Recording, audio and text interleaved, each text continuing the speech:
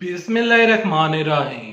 अस्सलाम वालेकुम नाज़रीन, मैं हूं अमाद मजीद। आप देख रहे हैं यूट्यूब चैनल। अब तक की सबसे बड़ी खबर लेकर आपकी खिदमत में हाजिर हूं।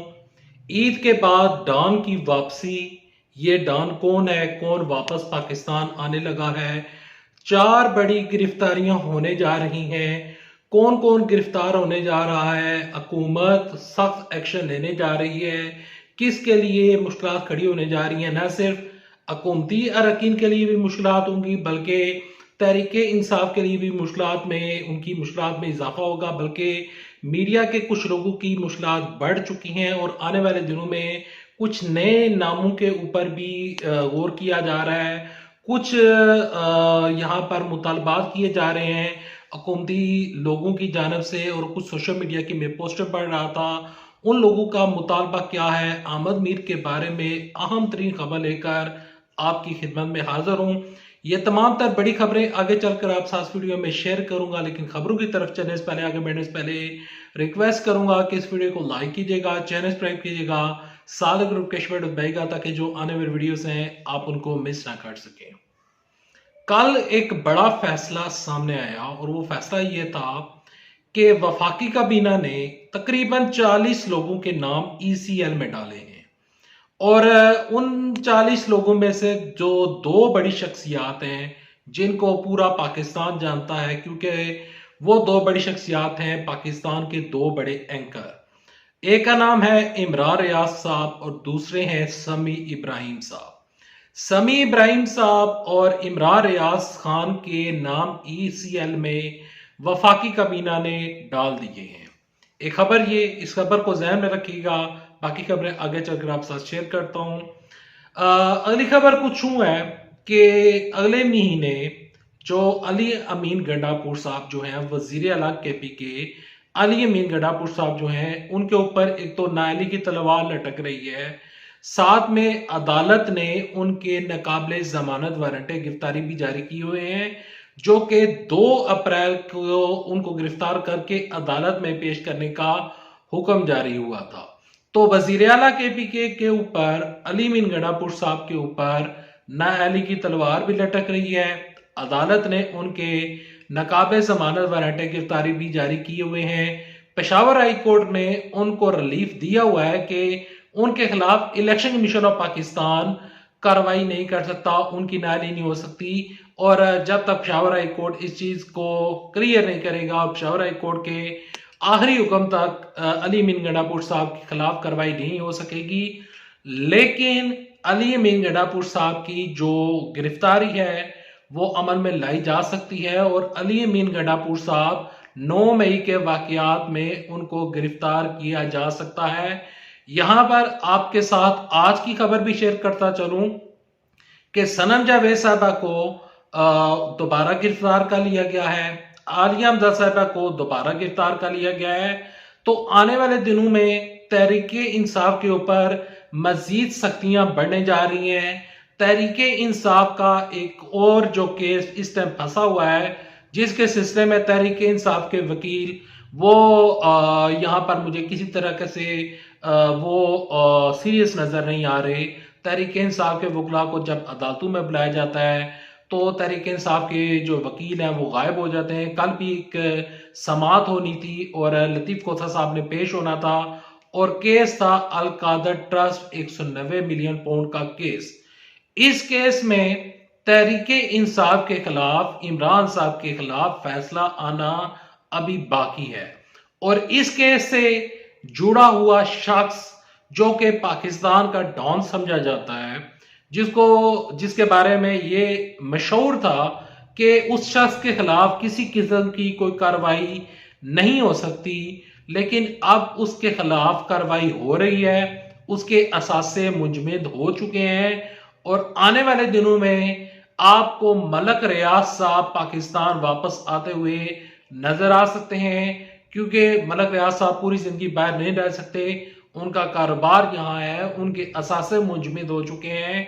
190 मिलियन पाउंड केस में मलक रियाज साहब की भी गिरफ्तारी हो सकती है। और 9 मई के वाकयात में तहरीक इंसाफ के जो लोग इस टाइम जेलों में हैं उनके ऊपर कल सुप्रीम कोर्ट की जानिब से एक फैसला आया था और सुप्रीम कोर्ट ने महफूज फैसला सुनाते हुए जो फौजी अदालतें हैं उनको उन्होंने बाज़ाब्ता तौर पर उन्होंने मंजूरी दे दी है। सुप्रीम कोर्ट ने कह दिया है कि फौजी अदालतें जितनी भी हैं वहां पर जितने जितने भी मुकदमात हैं जो कि महफूज हैं, जो महफूज फैसले हैं, वो फौजी अदालतें महफूज फैसले सुनाएं। कुछ लोगों की रिहाइयां भी हो सकती हैं, कुछ लोगों की जमानतें भी मंजूर हो सकती हैं। आज तहरीक इंसाफ के जो आमर डोगर साहब हैं उनको अदालत की जानिब से, इस्लामाबाद हाई कोर्ट की जानिब से उनको उम्रा करने की इजाजत मिल चुकी है। अहमद मीर के बारे में अहम तरीन खबर आपके साथ शेयर करता चलूं कि मुस्लिम लीग नून की जो सोशल मीडिया टीम है मुसलसल ट्विटर के ऊपर ट्रेंड बना रही है और आए रोज अहमद मीर साहब के खिलाफ पोस्टें किए जा रही हैं और कहा जा रहा है कि अहमद मीर साहब को गिरफ्तार किया जाए क्योंकि अहमद मीर साहब वो नून लीग के खिलाफ बोल रहे हैं और ये झूठ बोल रहे हैं, नून लीग के ऊपर गलत इल्जाम लगा रहे हैं, तो लिहाजा अहमद मीर साहब को गिरफ्तार किया जाए। यहां पर आपके साथ खबर ये शेयर करता चलूं कि अहमद मीर साहब ने खुद अपने मुंह से बयान दिया है। वो कहते हैं कि हो सकता है कि आने वाले दिनों में मैं गिरफ्तार हो जाऊं, मेरे ऊपर पाबंदी लग जाए, ये हो सकता है। जो चीजें सामने नजर आ रही हैं, जो खबरें आ रही हैं, वो खबरें आपके साथ में शेयर कर रहा हूं। जहां पर तहरीक इंसाफ के लिए मुश्किलात खड़ी हो रही हैं, जहां पर मीडिया एंकर्स के ऊपर मुश्किलात आ रही हैं, वहां पर मुस्लिम लीग नून के कुछ लोगों के लिए भी मुश्किलात खड़ी हो चुकी हैं। उनमें से जो सबसे बड़ा नाम है वो है राना सनाउल्लाह साहब। तहरीक इंसाफ काफी मुतहरक हो चुकी है।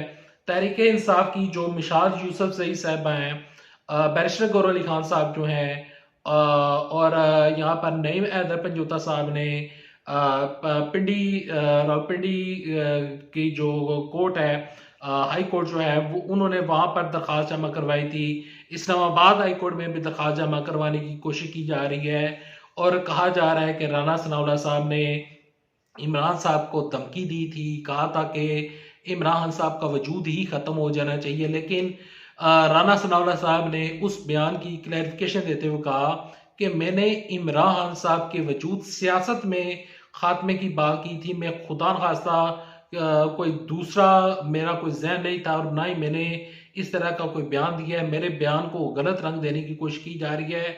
लेकिन तहरीक इंसाफ वाले हैं, वो कहते हैं कि किसी तरीके के साथ राना सनाउल्लाह साहब गिरफ्तार हों। मरियम औरंगजेब साहबा ने जब पीटीवी के ऊपर बैठकर प्रेस कॉन्फ्रेंस की थी, मियां जावेद लतीफ साहब जो हैं उनके बारे में जो तहरीक इंसाफ वाले की राय है, और तहरीक इंसाफ वाले कहते हैं कि मियां जावेद लतीफ साहब के खिलाफ भी कार्रवाई होनी चाहिए क्योंकि इन्होंने इमरान साहब के खिलाफ काफी ज्यादा बयानात दिए थे, ऑन द रिकॉर्ड दिए थे, तो लिहाजा इन लोगों को भी गिरफ्तार होना चाहिए।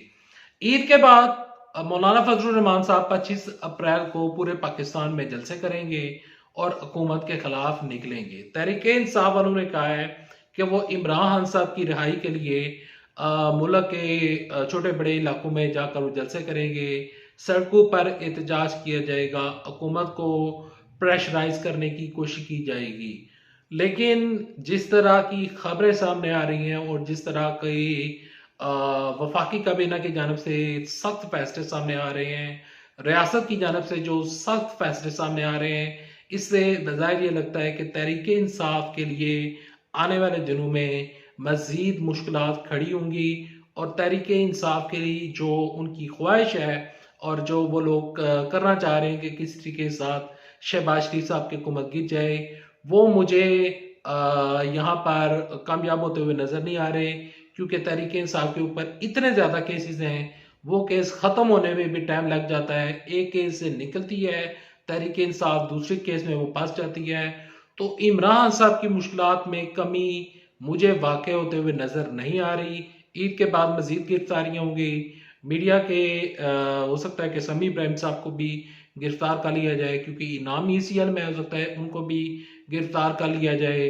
इमरान रियाज साहब वो पीछे एक गिरफ्तारी हुई थी, वो रिहा हो चुके हैं, हो सकता है फिर वो गिरफ्तार हो जाएं क्योंकि ये प्रोसेस अब मुझे चलता हुआ नजर आ रहा है। जो चीज़ें सामने नजर आ रही हैं वो मैं आपके साथ वीडियो में शेयर कर रहा हूँ और यहाँ पर कभी इम्कान ये ज़ाहिर किया जा रहा है कि मलक रियाज साहब वो आने वाले दिनों में पाकिस्तान वापस आ सकते हैं।